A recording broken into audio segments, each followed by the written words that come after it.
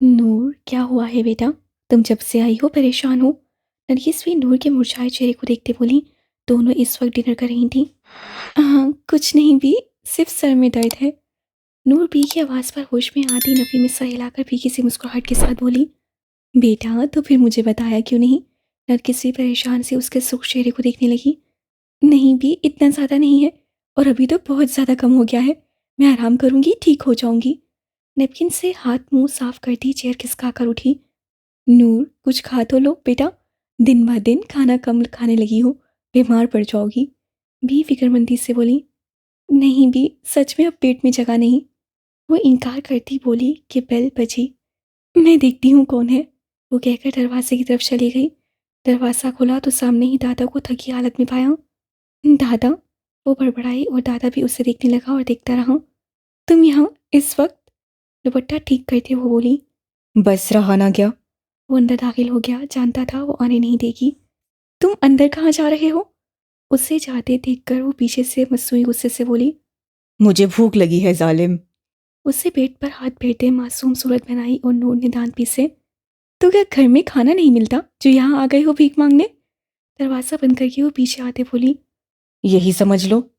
वो उसकी छोड़ी हुई चेयर पर बैठकर प्लेट में बचे हुए चावल खाने लगा, और ये देखकर नूर को सच में गुस्सा आ गया। नरगिस भी मुस्कुराकर उठी और नूर के लिए चाय बनाने चली गई। तुम हमेशा मेरा जूठा क्यों खाते हो? वो कमर पर हाथ रखकर खुशमगीन नजरों से घूरते बोली। दादा ने पहले उसे और फिर किचन की तरफ देखा। आदत हो गई है तेरा जूठा खाने की मेरी बोनी। वो ऐसा से कहकर फिर प्लेट में चावल डालने लगा। बस करो, फट जाओगे। वो प्लेट सामने से हटाकर तंसिया बोली। दादा ने बेचारगी से देखा। सितम है तेरी होए हुशमगीन पर टिक भी दिलजोई। दिल आज़ारी की बातें कर तू दिलदारी को क्या जाने। वो दिल पर हाथ रखकर बोला तो नूर झुककर जूता उठाने लगी, और दादा कहका लगाकर वहां से छत की तरफ भागा। दादा कमीने, बाहर निकलो, मैंने कहा था ना हमारे घर में ना आना। वो पीछे पीछे भागती चीख रही थी, और दादा छत पर आकर दीवार से टेक लगाए खड़ा हो गया। तुम बुरहान भाई से क्या बात कर रही थी रोड पर? दादा ने उसके चेहरे को देखते पूछा। नूर ने उसके संजीदा चेहरे को देखते अफरोज खाए। तुमसे मतलब? तुम जब उसकी गाड़ी में जा सकती हो तो मैं क्यों नहीं आ सकता घर, नूर? वो सीधा होकर उसके सामने आया। जासूसी कर रहे हो मेरी? नूर गुस्से से बोली। नहीं, दोस्तों के साथ जा रहा था तो देख लिया। उसने कहकर कंधे उचकाए। वहां दूसरे घरों की छतों को देखने लगा। एक्सीडेंट हो गया था छोटा सा, तो उसे जबरदस्ती बिठाया गाड़ी में। वो ना चाहते हुए भी सफाई देने लगी। तुम्हारा मुंह क्यों सुर्ख है? दादा उसके सुर्ख मुंह को देखकर परेशानी से बोला। नूर उसके अचानक सवाल पर अपने मुंह पर उस आदमी का मजबूत हाथ महसूस करती घबरा गई। पूरे जिस्म में सनसनी दौड़ गई। कुछ नहीं, सर में दर्द था बस। वो उसके सामने से हटकर दूसरी तरफ देखने लगी। पर तुम्हारा मुंह? वो कुछ कहता। जब नरगिस भी चाय लेकर आई तो मौसू भी बदल दिया। नूर ने ट्रे लेकर वहां मौजूद टेबल पर रखी। शुक्रिया भी। दादा कब उठाता बोला तो वो मुस्कुराकर वहां से चली गई। दादा, हेल्प करोगे एक? वो चेयर पर बैठती बोली। दादा ने नासमझी से देखा। कौन सी? मुझे एक बार होश से मिलना है। वो गहरा सांस देकर बोली, और दादा को हैरत हुई। पागल हो गई हो, जानती हो किसके घर है? उसे उसकी दिमागी हालत पर शक हुआ। दादा, एक तो तुम डरना छोड़ दो, बुज़दिल इंसान। मुझे सख्त नफरत है जब तुम ऐसे डरते हो। वो अपनी नफरत का इजहार करते बोली, और उसके लफ्ज़ों पर दादा का चेहरा तारीक हो गया और वो सर झुका गया। पर कुछ भी हो, मैं तुम्हें ये रिस्क नहीं उठाने दूंगा, हरगिज़ भी नहीं। कुछ देर खामोशी के बाद वो कतई बोला। दादा, वहां मेरी बहन है। कप टेबल पर पटक कर चिढ़ से बोली। पर वहां तुम्हें अपना जीजू नहीं मिलेगा, और वैसे भी मैं पापा के साथ एक मीटिंग में लाहौर जा रहा हूँ। उससे अपने हाथ उठाए। नूर गहरा सांस लेकर खामोश हो गई। ठीक है, तुम लोग करो अपने काम, और बोलकर वहां से नीचे जाने लगी। कहाँ? मैं अभी यहाँ बैठा हूँ। दादा खड़ा होकर बोला। बैठे रहो, मेरे सर में दर्द है और मैं सोने जा रही हूँ। वो कहकर सीढ़ियाँ उतरती अपने रूम में बंद हो गई। पीछे दादा मायूसी से बैठ गया। काश मैं खुद को बदल सकता। एक आह से वो आसमान को देखते बोला, और मुस्कुराकर नूरुल ऐन के आधे चाय के कप को देखा और हाथ आगे बढ़ाया। अंदर रूम में बेड पर लेटी नूरुल ऐन सहीर के घर का सोचने लगी कि जाए या ना जाए, और उसे काम भी ढूंढना था। वहाँ होटल में तो वो भूल कर भी कदम नहीं रख सकती थी। उस आदमी ने उसे दोबारा आने पर वार्निंग दी थी। हूर, दुआ करो मैं कुछ कर सकूं। वो कहती आंखें मूंद गई। वो चम्मच से अपना बनाया सब्ज चाट मुंह में डालते हुए पूरे पूरे मुंह बना रही थी। मुझे नहीं खाना ये। हूर की बर्दाश्त की हद जब पार हुई तो उस चाट को आगे से खिसकाकर वो बोली, मैं खुद भी नहीं खा सका। सईद ने ड्रमस्टिक मुंह में डालते कहा तो हूर का चेहरा सुर्ख पड़ गया। वो मैं समझी अच्छा बनेगा, शर्मिंदगी से घुटी आवाज से बोली। चेहरे पर मायूसी थी। अब क्या खाएं? भूख उसके पेट को निचोड़ने लगी थी। ये लो। सईद ने उसके सामने खाना रखा तो हूर सिर्फ दिखाने के लिए मुंह बनाकर रह गई। जब आपने खाना नहीं था तो मुझसे बनवाया क्यों? वो चिढ़कर बोली। खाना खाएं? हाथ रोककर उससे संजीदा से पूछा। हूर शर्मिंदा सी हो गई। उससे खाने पर साहिर भी खाने लगा। नाइट सूट पहने वो बेड के किनारे पर बैठी थी। उसका नाइट ड्रेस सिल्क के ट्राउजर और शर्ट के डिज़ाइन पर था। रात के तकरीबन 2 बज रहे थे पर हुरुल ऐन की आंखों से नींद कोसों दूर थी। करवट पर करवट बदलती वो थक गई तो उठकर बैठ गई। सोने से पहले सईद ने उसे पानी का बताया था कि साइड टेबल पर रखा है। हुर ने हाथ बढ़ाया तो उसे ग्लास मिल गया और एहतियात से उठाकर पानी पीने के बाद वापस अपनी जगह पर रख दिया। कुछ देर बैठने के बाद वो लेट गई तो पास बड़े वजूद का ख्याल आया और उसके साथ ही अपने निचले लब पर छुरी की नोक वो छुरी लेकर रह गई। फिर काफ़ी देर ऐसे ही पड़ी रही, नूर और पी का सोचते। उसके साथ बुरहान दादा की भी याद आने लगी। सब कितने साथ होश थे। कुछ भी था पर एक फैमिली की तरह थे। काश मैं नूर से मिल सकती। अब तो मुझे चाहती है। कैसे लास्ट टाइम मुझ पर उसकी मोहब्बत आश्कार हो गई थी। सोचते हुए उससे करवट बदली तो हाथ सीधा तकिए के बजाय पास पड़े सईद के चेहरे पर गया। हूर अपने हाथ को तकिए के बजाय अचानक सईद की शेव पर देखकर डर गई और जल्दी से खींच लिया। उसके दिल की धड़कनें ढोल की तरह बजने लगी थीं और सांस भी फूल गया। जब अपने हाथ पर तेज गर्म सांस महसूस हुई वो आंखें मीचकर वहीं हाथ दिल पर रखे पड़ी रही। उसे लगा वो जाग गया होगा पर फिर काफ़ी देर बाद भी कोई आवाज़ या हरकत नहीं हुई तो उसने गहरा सांस खारिज किया और आंखें खोली। शहर की दो भूरी आंखें दिलचस्पी से उसकी एक एक हरकत पर थीं। घनी मूंछों तले अनाबी लबों पर मध्यम सी मुस्कुराहट। हूर का दिल फिर से शोर मचाने लगा उसके चेहरे को देखने के लिए और वो मुसलसल नफी कर रही थी। दिल चाहता हाथ बढ़ाकर उसके एक एक नक्श को छुए और महसूस करे कि वो कैसा दिखता है। उसकी आंखों में उसका अक्स नए सिरे से उतरे पर दिमाग कह रहा था नहीं, ऐसा मत करो। तुम्हें यहाँ से जाना है अपनी बहन के पास। वही तुम्हारे लिए सब कुछ है। और दिल कर रहा था नहीं, तुम इसकी हो। यही तुम्हें इंसाफ दिला सकता है। उन दोनों की ना और हाँ की जंग में वो चिढ़ गई और एक गहरा सांस भर कर रह गई। पर धड़कनें कह रही थी हाथ बढ़ाओ और उसे देखो। दिमाग नहीं नहीं कर रहा था। उसे थक कर एकदम से हाथ बढ़ाया और सीधा सर की गर्दन पर गया। कुछ पल को तो वो सुन रह गई अपनी हिम्मत पर और हाथों की उंगलियों में कपकपाहट सी होने लगी। अगर वो जाग गया तो, दिमाग ने समझाया पर दिल ने कहा अगर जागना होता तो पहले ही जाग चुका होता। और करवट पर करवट बदलने से रोका। दिल की आवाज़ पर उससे तायद करते सर हिलाया और अपनी कामती उंगलियों से साहिर की शेफ तकलाई। साहिर खामोशी से कभी उसके फड़फड़ाते लबों को देखता तो कभी मूंदी आंखों को। वो मुस्कुराती आंखें बंद किए उसकी शेफ को उंगलियों से आहिस्ता से छूने लगी और फिर मुंह छू पर आई। उसके दिल में खुदगती सी होने लगी। इतना बुरा नहीं है। उसकी मगरूर नाक को छूते हुए बड़बड़ाई तो सई ने राय पर अबरोश खाए मतलब वो पहले उसकी सोच में बुरा था। हूर का हाथ आहिस्ता से उसकी आंखों पर आया तो सईद ने जल्दी से आंखें बंद कर लीं। वो थोड़ा करीब खिसक कर उसके बालों पर हाथ फेरने लगी और वो खामोश पड़ा रहा। और हूर आंखें बंद किए उसके एक एक नक्श को छू रही थी। वैसे ही उसकी धड़कनें बढ़ रही थीं। अभी उसका हाथ गाल पर बने उन निशानों पर पड़ता जब अचानक से सईद ने उसका हाथ हवा में ही थाम लिया। हुरुल ऐन की आंखें वहशत से फैल गईं। नो मोर डार्लिंग, उससे कहकर उसका हाथ उसके पीछे की जाने मोड़ दिया। हुरुल ऐन खौफ से जो चुप हो गई थी उसकी इतनी बेदर्दी से बाजू मोड़ने पर हाँ करती रह गई और सीधा उसके सीने से लगी। साहिर, कुछ हिलने की कोशिश करते उससे पुकारा तो साहिर ने उसके चेहरे को देखा और उससे अपने करीब करते बाजू छोड़ दिया। सो नहीं रही? आंखों से निकलते आंसू चूनकर उससे नरमी से पूछा।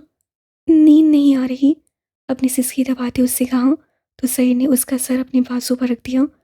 होरूलैन ने काफ़ी दूर होने की कोशिश की पर सईद ने अपना बाजू उसके लिए डाल दिया। सो जाओ अब, वो झुककर उसके कान में सरगोशी से बोला और उसके बालों की महक को अपनी सांसों में उतारने लगा और होरूलैन उसकी तेज झुलसा देने वाली सांसें अपने कान पर महसूस करती सिमट गई। ना चाहा उसे आंखें मूंदनी ही पड़ी और सही काफ़ी देर उसके चेहरे को देखते जब यकीन हुआ वो सो गई तो खुद भी आंखें मूंद ली। नाकी साफ इनकार के बाद उससे खुद सईद आलिम के घर का पता किया और 2-3 दिन बाद उसे पता मिल भी गया। उससे किसी को नहीं बताया था। बुरहान आया था। उसके कुछ खाने पीने का सामान ज़बरदस्ती किचन में रखवा गया और कुछ पैसे भी नरगिस भी को दिए।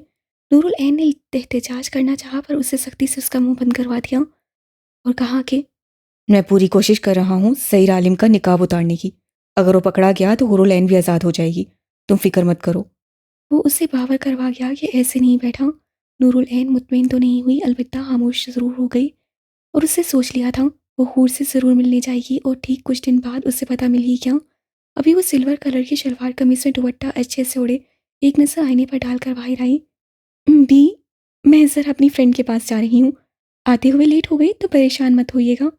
किचन में खड़ी बी के गले में बांसुर डालकर वो बोली, ठीक है बेटा, ख्याल से जाना और जल्दी लौटने की कोशिश करना। उसके हाथों पर ममता की मोहब्बत से बोसा देकर वो बोली तो नूर सर हिलाकर रह गई। बी ने उसकी नज़र उतारी तो वो हंस पड़ी। भी ऐसा ना किया करे, मुझे अजीब सा लगता है। मुंह फुलाकर बोलती दरवाजे से बाहर निकली। बेटा ज़रूरी है, किसी की भी नज़र लग सकती है। माशाल्लाह से मेरी दोनों बेटियां लगती भी तो चांद जैसी हैं। वो मोहब्बत पाश नजरों से उसके खूबसूरत चेहरे को देखती बोली तो नूर अपनी तारीफ पर फ्लश हो गई। वो जल्दी से अल्लाह हाफिज़ कहते वहां से निकली। पीछे कुछ पढ़कर फूंकती नरगिस ने दरवाज़ा बंद कर दिया। बड़े से गेट से अंदर दाखिल होती उसकी टांगें कांप रही थीं और हाथों को सख्ती से दुपट्टे में उलझाए आगे बढ़ी, पर सामने से ही आधा लड़का उसे देखकर रुक गया और नूरुल ऐन की आंखें उसे देखकर फैल गईं। ये तो वही था जिससे उन पर बंदूक तान कर रखी थी। आरिफ भी अचानक सामने नूर को देखकर हैरान रह गया कुछ पल। आप यहाँ इस वक्त? अभी सुबह के 10 बजे थे और नूर को सईद के घर में देखकर वो हैरान था। मुझे हुरुलैन से मिलना है, वो नागवारी से बोली। ओह, अलीफ आपको लेने आने ही वाला था। सईद ने भी कहा था हुर से आपको मिलवाने के लिए। वो मदहन सा मुस्कुरा कर बोला और उससे अपने पीछे आने का कहा। नूर ने जरा सी नजरें दूर दूर तक पहले ही लॉन को देखा और सामने ही खूबसूरत सफ़ेद बंगले को। वो दिल ही दिल में तारीफ किए बिना ना रह सकी। घर वाकई ही बहुत खूबसूरत था। कुछ ही फासले पर फूलों के बीच एक खूबसूरत गुलाबी फूलों की बेल से सजाया झूला था। नूर की आंखों में सताइश उभरी। घर वाकई फुर्सत से देखने लायक था, पर इस वक्त उसे हूर से मिलने की जल्दी थी। वो अंदर घर मुंह खोले बिना नसें झुकाए आरिफ के पीछे चलने लगी। आप यहाँ बैठें, शायद हुरुल ऐन अभी सो रही हैं। मैं सईद या अलीफ को इन्फॉर्म कर देता हूँ। आरिफ ने उसे ड्राइंग रूम में एक सोफे की तरफ इशारा करते बोला तो नूर सर हिलाकर शुक्रिया कहती वहां बैठ गई और आरिफ उस पर एक मुस्कुराती नजर डालकर वहां से चला गया। आरिफ के जाते ही नूर ने नजरें उठाई और वहां दीवारों पर लगी खूबसूरत पेंटिंग देखने लगी। जब ड्राइंग रूम ऐसा है तो रूम्स कैसे होंगे? उससे एक नज़र वहां दौड़ा देखा। जब उसकी नज़र दूसरी तरफ दरवाजे की तरफ गई जहां से सीधा वो झूला नजर आ रहा था, नूर को परियों की कहानी का ही एक हिस्सा लगा। क्या हूर इस पर बैठी होगी? हूर की निस्बत नूर को फूलों तितलियों से इश्क था और सामने का मंजर उसे अपनी तरफ खींच रहा था। वो लब खींचकर खुद पर जब्त करने लगी। मुझे ऐसा नहीं करना चाहिए। देखा तो था कैसा अजीब आदमी था। उसे नफे में सर हिलाते सोचा और इंतजार करने लगी, पर काफ़ी देर गुजर गई, कोई नहीं आया। वो बैठ बैठ के थक गई। ना हूर का पता था ना ही उस लड़के का। उकता कर उसने टेबल से जग में पानी उठाकर पिया और आधा ग्लास वहीं वापस अपनी जगह पर रख दिया। उसकी आदत थी हर चीज़ आधी खाने की, क्योंकि वो हर आधी चीज़ हुरुलैन को खिलाती थी। पर फिर हालात के बदलने पर उससे काफ़ी अपनी आदत बदलनी चाहिए, पर ना बदल सकी। मुठियाँ भींच कर नूर उठी। कहाँ मर गया है ये सईद अलिफ? फूल भी नहीं आ रही। उसे सरसर अपनी तुहीन लगी। तभी सूख चेहरे पर हाथ फेरते बोली। उसने जरा सा सर निकाल कर देखा पर कोई नहीं था। वो आ करती अंदर आई तो उसकी नज़र वापस उस झूले पर पड़ी। कदम खुद ब खुद उसकी जानिब उठने लगे। क्या है नदीम, क्यों कुत्ते की तरह भौंकने लगे हो? जमान नदीम की मुसलसल कॉल्स करने पर ठाड़ा। जमान, मेरे पास ऐसी न्यूज़ है कि जिससे ब्लैक किंग का दिल खुश हो जाएगा। नदीम उसकी बात इग्नोर करते बोला और दूसरी तरफ मीटिंग में बैठे जमान को चौंका। कौन सी नदीम? ब्लैक किंग की ब्लाइंड ब्यूटी कराची में है। उसने जैसे उसके सर पर बम ब्लास्ट किया। क्या? कैसे? कब कहाँ देखा तुमने उसे? वो उठकर मीटिंग रूम से बाहर निकला। पीछे सब उसकी पुश को देखा। तुम्हें पता है किंग पागल हो रहा है ब्लाइंड ब्यूटी के लिए। उसने ब्लैक किंग की मौजूदा हालत से आगाह किया। इतना हमें पता होता तो तुम्हारी जगह पर मैं ना होता। नदीम ने जताया। तुम बकवास छोड़ो, उस लड़की का बताओ। वो धाड़ा। बताया तो है, कराची में है। अभी 3 दिन पहले ही टीना गाली। के साथ एक लड़के को पकड़ा था, उसके रूम में थी। अब वो वहां नहीं है। मैंने काफ़ी ढूंढा पर ना होटल से एड्रेस नाम पता मिला, ना ही कोई भी रास्ता। पर मैं यकीन से कह सकता हूँ वो लड़की ब्लैक किंग की रखेल ही थी। ठीक है, हमें तुम पर यकीन है। मैं ये बात किंग तक पहुंचाता हूँ। पर याद रखना, झूठी निकली तो अंजाम से वाकिफ हो तुम। उससे कहने के साथ डराना नहीं भूला। हाँ, ख्याल रखना, बीस भी वही है। अगर उसने तुम्हारी बू सूंघ ली तो यहाँ से किंग नहीं छोड़ेगा, वहाँ बीस्ट। सामान की बात पर परेशानी से नदीम ने सर हिलाया। तुम अभी कहाँ हो? नदीम ने परेशानी से पूछा। मैं इस वक्त एक मीटिंग में हूँ। एएसपी बुरहान ने काशिफ सोमरो को क्लब से पकड़ लिया है और बात मीडिया तक पहुंच गई है। उसी मीटिंग में है। पैसे देकर केस रफा दफा कर दो। पैसों के लिए ही मुंह मारा होगा एसपी। उससे हिकारत से कहा। देकर देखे पर कोई ईमानदारी का चोला पहनकर चल रहा है साला। देखते हैं क्या करना है उसका। रुकावट बन गया है। जमान ने कहकर मोबाइल ऑफ कर दिया और कुछ सोचते वापस मीटिंग रूम की तरफ बढ़ा। उसके चेहरे पर मुस्कुराहट थी। तो नदीम का क्या करना है अब सईर? हमारा काम तो हो गया, अब ये बोझ है जमीन पर। नदीम और जमान की बात खत्म होने पर अलीफ ने सामने बैठे सईद से कहा। तीनों इस वक्त ऑफिस रूम में मौजूद थे। अभी कुछ नहीं करना अलिफ। ऐसे कुत्ता आते आते खतरा देखकर मुड़ जाएगा। उससे मुस्कुराते कहा तो आरिफ ने तायद की। हाँ, ये बात ठीक है। अभी ताहिर और वक्कार का मसला भी ठंडा नहीं हुआ। आरिफ ने लैपटॉप ऑफ करते उनकी जानिब मुड़ा। हम्म, इसे संभालने के लिए एसपी है ना। सईद की बात पर अलीफ ने घूरा और आरिफ ने कहकर लगाया। उसे अपने ही बहुत काम है। अलीफ भी कहकर उठ खड़ा हुआ। ओह, मैं एक बात बताना तो भूल ही गया। आरिफ की बात पर सईद और अलीफ ने उसे देखा। क्या? अलीफ ने पूछा। यार, वो ड्राइंग रूम में होरूलैन की बहन बैठी है। होरूलैन से मिलने आई है, तो मैं उसे ड्राइंग रूम में बिठा कर आया हूँ। उससे मुस्कुराहट रोक कर कहा तो अलीफ ने दांत पीसे। मैं एन को बुलाता हूँ। सईद सा हिलाकर ऑफिस से निकला तो पीछे अलीफ ने झपट कर उसे गले से पकड़ा। बताया नहीं कमीने, वो यहाँ आ जाती तो। गुस्से से उसके कॉलर को झटका देता कहा। कुछ ज्यादा नहीं, सिर्फ उसे तुमसे सच्ची वाली मोहब्बत हो जानी थी और वो जूता उतार कर तेरे पीछे पीछे होती बस। उसकी बकवास पर अलीफ ने उसे सोफे पर फेंका। वो अम्मा कहकर रह गया और अलीफ भी एक नज़र उसकी हालत पर डालते बिना वहां से निकलता चला गया। झूले पर बैठी वो खुशी से झूल रही थी। उसके खूबसूरत चेहरे पर मुस्कान उसके डिम्पल को मजीद नुमाया कर गई थी।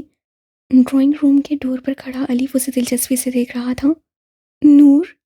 नूर के कानों में अपने काम की पुकार पड़ी, जैसे उसे हुरूलैन ने पुकारा हो।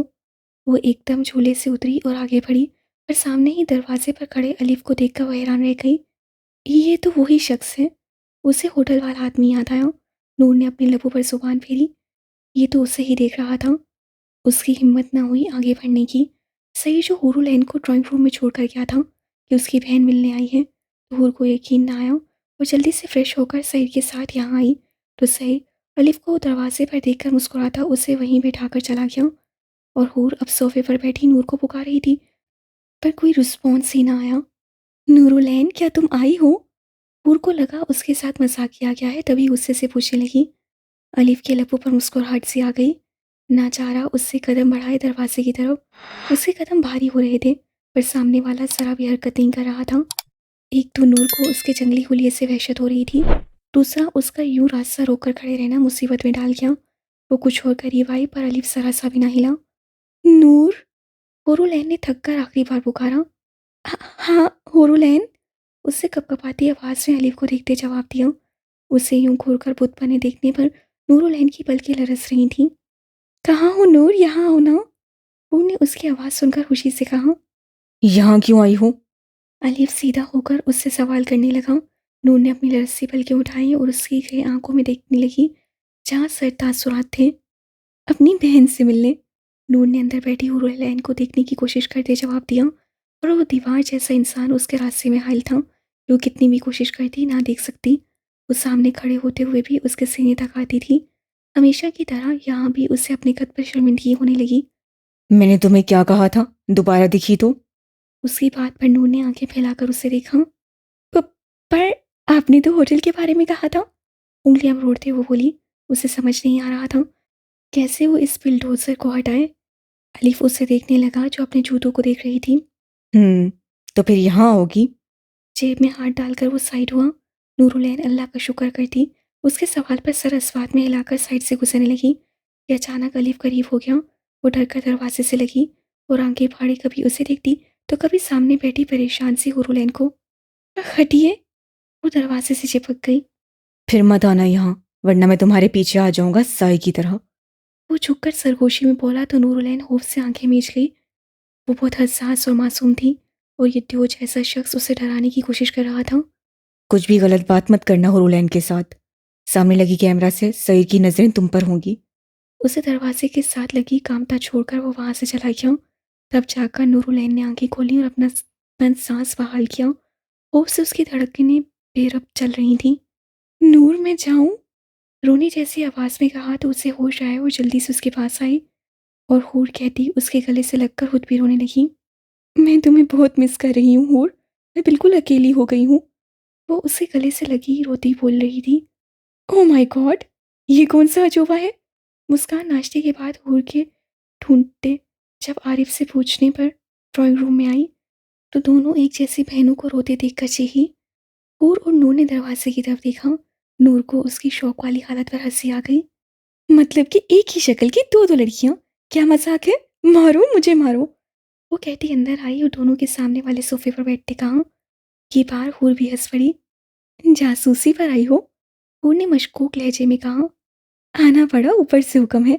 आपके शोहर साहब को जाना है ऑफिस तो उन्होंने हुक्म दिए हैं कि मैं आपके साथ रहूं और चाहे तो 7 बजे तक नूरलैन भी यहाँ रह सकती हैं। मुस्कान की बात पर हूर और नूर दोनों मुस्कुरा दी। जरूर, वो कहकर हूर के गले में बाजू डाल गई। हूर ने भी टुपटुपाई आंखों से उसके बाजू पर किस किया। क्या अब भी नहीं बताओगी? उसका चेहरा हाथों में उठाए नूर ने पूछा। तो हूर आंखें बंद कर गई। बताऊंगी वक्त आने पर। उसके आंसू साफ करती बोली तो मुस्कान मुस्कुरा दी। आह काश मेरी जुड़वा बहन होती और मैं भी उसके आंसू साफ करती। उससे दिल के दर्द से कहते ग्लास में पानी डालने लगी जिसमें नूर कुछ देर पहले ही पानी छोड़कर गई थी जो भी खाली था। नूर समझी शायद हुरुलैन ने पिया होगा तभी वो मुस्कुरा दी। हम झूले पर चले? हूर के हाथ को अपने हाथ में लेते बोली तो गुस्सा हिलाकर मुस्कुरा दी। चलो मैं झुलाती हूँ। मुस्कान खड़ी होकर बोली तो हुरुलैन चौंक गई। खबरदार जो तुम हमारे करीब भी आई। उंगली उठाकर हूर ने वार्न किया। उससे भी पिछला हादसा भी नहीं भूल पा रहा था जब उदा उदा करके आरिफ ने उससे बचाया था। मुस्कान का इरादा उसे ऊपर पहुंचाने का था और वो रोई भी बहुत थी। जिस बार आरिफ ने मिन्नतें करके उसे चुप करवाया था और रिक्वेस्ट की थी कि सईद को मत बताए। उसके वार्न करने पर नूर ने नासमझी से देखा और मुस्कान कहकर लगा उठी। चलो झुलाती नहीं, तीनों साथ बैठते हैं। उससे जैसे चिपक जाना था उनके साथ और वो दांत पीस कर रह गई। मतलब एक पल भी उसे अकेले अपनी बहन के साथ नहीं छोड़ेगी। चलो, नूर ने कहा तो वो दोनों मुस्कुराकर उसके साथ गईं। कुछ ही देर में नूर और मुस्कान के कहके थे और बीच में बैठी हूर की दिल दिला देने वाली चीखें। क्योंकि सही जो निकल गया था घर से, अब किससे डर था मुस्कान को? माजी। मेरी माँ और आप ही कहाँ हैं? एक 15 साल का लड़का सारे घर में अपनी माँ और 17 साल की बहन को ढूंढते जब वो अपने बाप के रूम में आया तो वहाँ नशे में धुत उसे पाकर उसे गले से पकड़कर झुंझोड़ कर पूछने लगा। रशीद आलिम ने अपने 15 साल के खूबसूरत बेटे को अधखोली अध बंद आंख से देखा। तुम्हारी माँ बहन भाग गई। वो उसके हाथ से गला छुड़वाकर बोलता कहका लगाने लगा। सई की बुरी आंखों में गुस्सा उबलने लगा। मुझे बताओ वरना मैं तुम्हारा वो हाल करूंगा कि। वो टेबल पर लात मारकर गुर्राया। कितनी दफा वो अपनी बेटी को जुए में हार कर आया था नशे की खातिर और सही दिन रात की मेहनत करते अपनी माँ बहन की इज्जत बचाने के लिए गैर कानूनी काम करके डबल पैसे देकर उन्हें आज़ाद करवाता था। और कुछ दिन पहले उसे दूसरे शहर में अपने बॉस के साथ जाना पड़ा था और अब जब आया था तो सारा घर देखने के बाद भी उसे ना मिली तो वो खूनख्वार पागलों की तरह अपने बाप के सर पर पहुंचा। कर लो जो करना है। भाग गई कमीनी दोनों मुझे नशे में देखकर। वो बेड को पकड़कर उठने की कोशिश करते गुस्से से बोला। साहिर को बहुत भूख लगी थी। वो भागता अपनी माँ के हाथ के खाने के लिए सुबह से भूखा था पर यहाँ आकर घर उसका हाल ही मुँह चिढ़ाने लगा। सिर्फ बाप नशे में धुत मिला बेड के पास पड़ा। उसका बस नहीं चल रहा था। सब तहस नहस कर दे। बताओ बाबा, पैसे भी दूंगा। कहाँ हैं आप ही अम्मा? अपनी मासूम सी बहन और माँ को याद करते उसकी आंखें भर आईं और मुट्ठी पैसों की भरकर जेब से निकाली। रशीद की आंखें चमकी इतने पैसे देखकर। ये पैसे मुझे दो और जाकर रुजवान के घर देखो। वो गली में मौजूद दुकान वाले के बारे में कहता उसके हाथ की जानब झुकका के साइड ने हाथ पीछे कर लिया और मुंह के बल नीचे गिरा। मैं जाकर पूछता हूँ। अगर मेरी माँ बहन को कुछ हुआ तो मुझे अपना बेटा मत समझना। वो हाल करूंगा कि सांस लेने के लिए तरसोगे। सईद को नफरत थी अपने बाप से। वो एक नशई आदमी था और जब नशा कम होता तो वो बेवजह ही अपनी बेटी और बीवी को पीटता था। पहले तो सईद को भी मारता था, पर जब उम्र के साथ उसका कद और वजूद लंबा और मजबूत हुआ वो उससे कतराने लगा। अलबत्ता उसकी गैर मौजूदगी में अपनी बीवी और बेटी पर सारा गुस्सा निकाल लेता। वो गुस्से से कहकर पैसे जेब में डालता बाहर की जानी भागा। उसे यकीन था कि रोज़ की तरह आज भी रिजवान अंकल ने उसकी माँ और बहन को बचा लिया होगा और उनके घर बैठी होंगी। साहिर की गैर मौजूदगी में रिजवान ही उन्हें बचाता था और साहिर से उसके डबल पैसे मांगता था, जिस पर वो बगैर चूं चढ़ा करके दे देता था और अपनी माँ बहन को वापस घर ले आता था।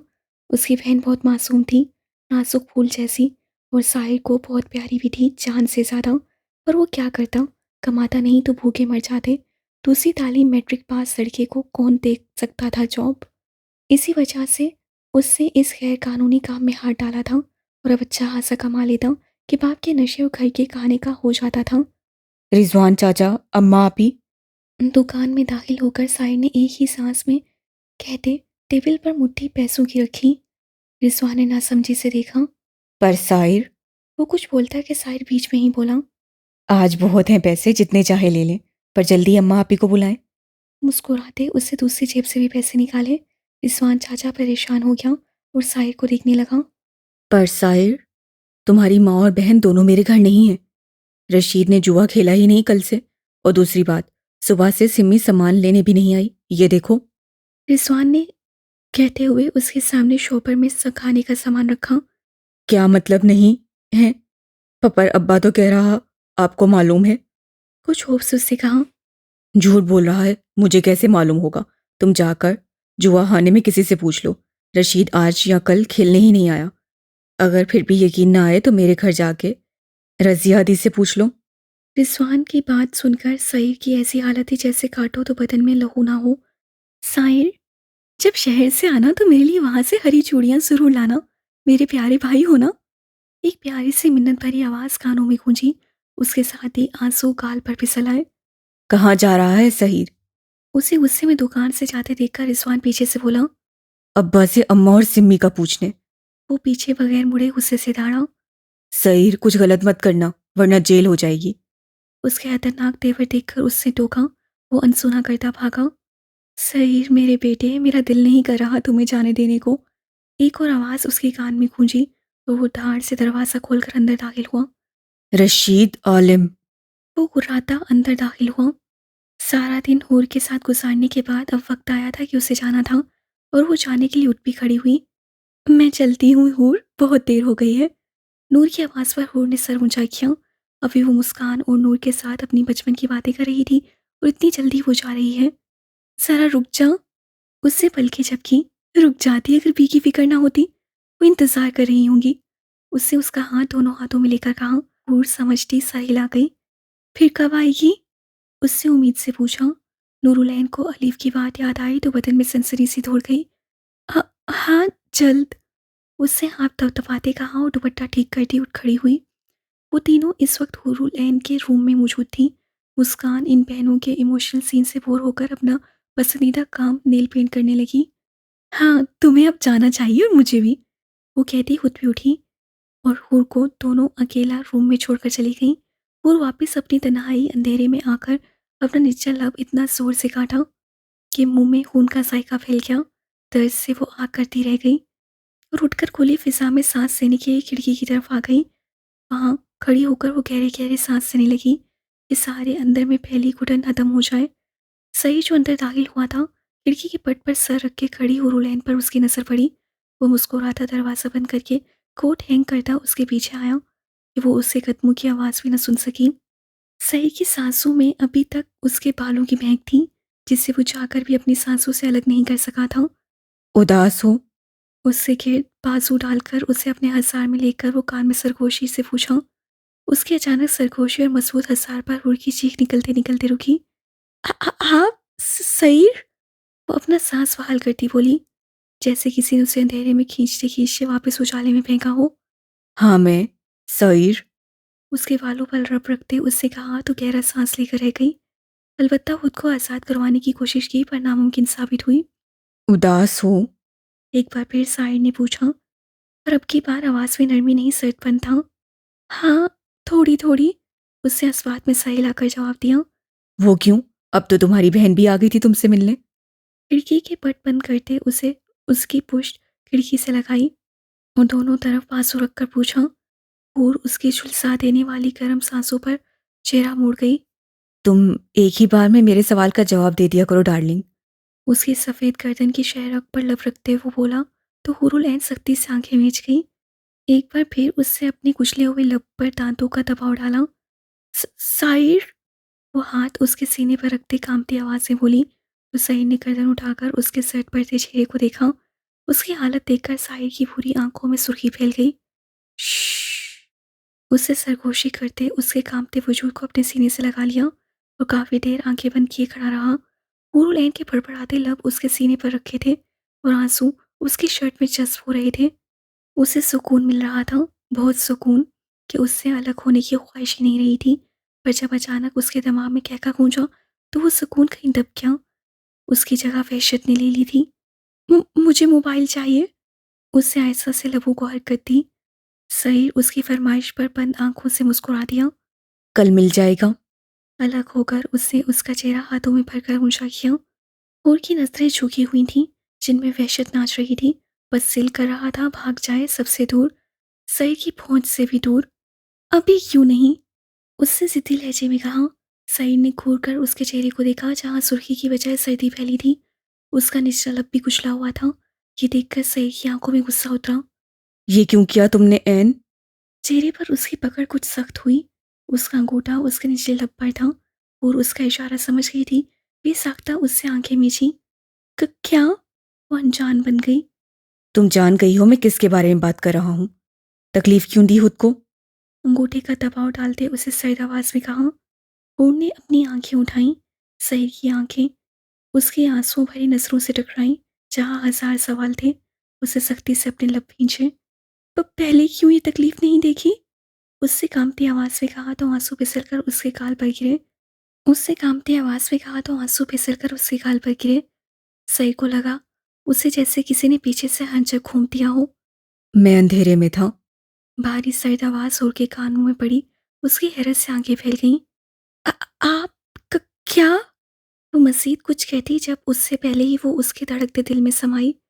पूरी की सांस थमसी गई।